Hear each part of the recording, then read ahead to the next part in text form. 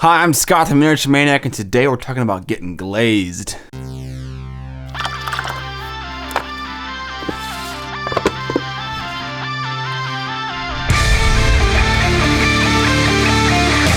What up, mini family? I've used the technique of glazing a lot on past miniature projects, and I felt like it was well past due that I created a video that went in depth on the topic. So first, let's define what glazing can mean in the context of miniature painting.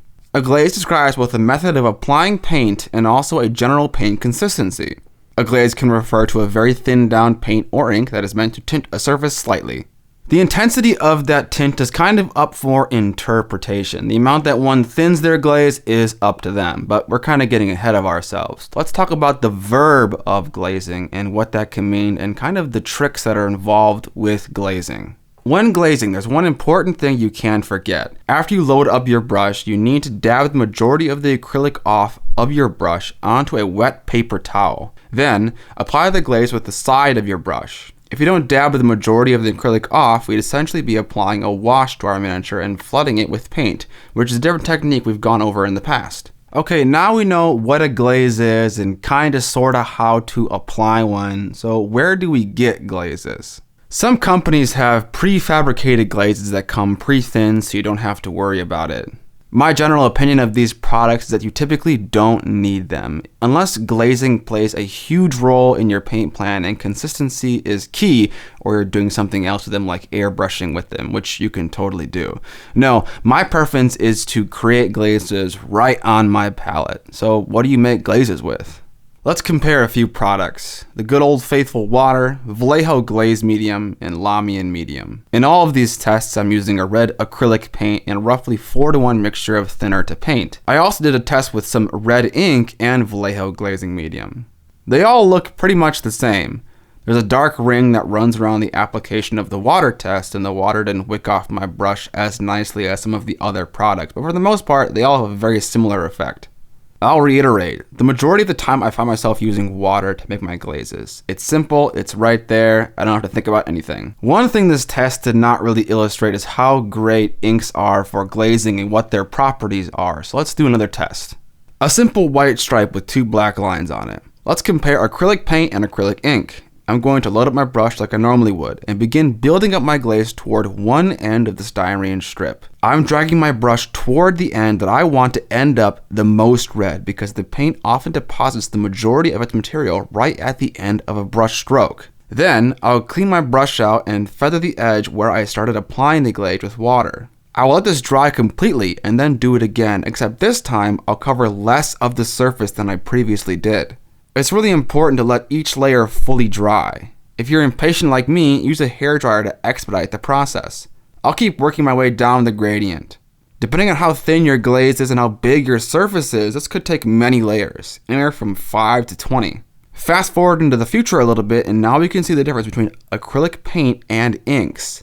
The ink is able to remain translucent and still be incredibly saturated, while the acrylic paint becomes more and more opaque as more layers are applied. The black lines are starting to disappear. The ink is also obviously more glossy, which could be an effect you desire, and if not, you can mix a little bit more matte medium into your ink to reduce the glossiness while keeping the transparency. You know, something that I didn't really describe very well is why this transparency is helpful in like a real world application. Say you have an undercoat, like a zenithal undercoat that goes from light to dark, and you want to keep that gradation around but still get the color intensity, you would use an ink. If you were to use a acrylic paint, you would run over that gradation and you'd still get the color intensity, but you would lose that light to dark. So this is when an ink is really helpful in actual miniature painting. Something else I've always wondered about glazing mediums and other kinds of thinners is that they have white in them. So do they actually tint the acrylic paint or acrylic ink to the point where they're actually changing the color? Doesn't really seem like they're doing it much. Nothing to worry about. Okay, mid-video review. We've defined glazing, we've talked about how to glaze, we've talked about how to make your own glazes, and we talked about the differences between inks and acrylics when it comes to glazing. But what are some applications of glazing? When can I use it? Well, let's go over that now. An application of glazing is to blend a transition between two distinct layers of color. The more similar the colors are, the easier this process is. Generally when doing this, I work with the darker of the two colors. I'm always painting toward the color loaded into my brush and then feathering where I started with a clean brush, just like before. Could we do this with colors that contrast a lot? Yes, we can. It just takes a lot longer to get the blend.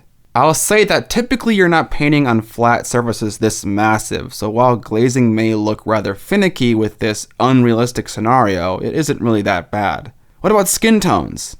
Yes, you can do this as well, and this introduces another scenario in which glazing can help. Say we have some skin tone that we want to introduce some warmth to, like near the cheek area. We can slowly add that red color where we want and fade it into the skin tone to get a very subtle color. This is a great application of glazing because we can go very slowly. Too much red and our character looks like he or she got a little turnt last night, you know what I'm saying? You know what I'm saying? Fucking cheeks, dude. I feel like a chipmunk. I'm sorry if I sound kind of stupid and my cheeks look a little bit more square than they normally are. I just got my wisdom teeth removed literally 2 days ago. For myself, this is a very normal application of glazing. You have a base color and you're applying some kind of shadow into it in a gradual way. You can also do this with metallics, and it can serve to introduce a cool kind of contrast. You have a shiny metallic with a more matte shadow. What about doing the reverse, applying a highlight in a gradual way with glazing? While this does work, it can be very difficult to apply lighter colors with such a diluted paint. My preference with lighter colors would be to layer them up or wet blend them.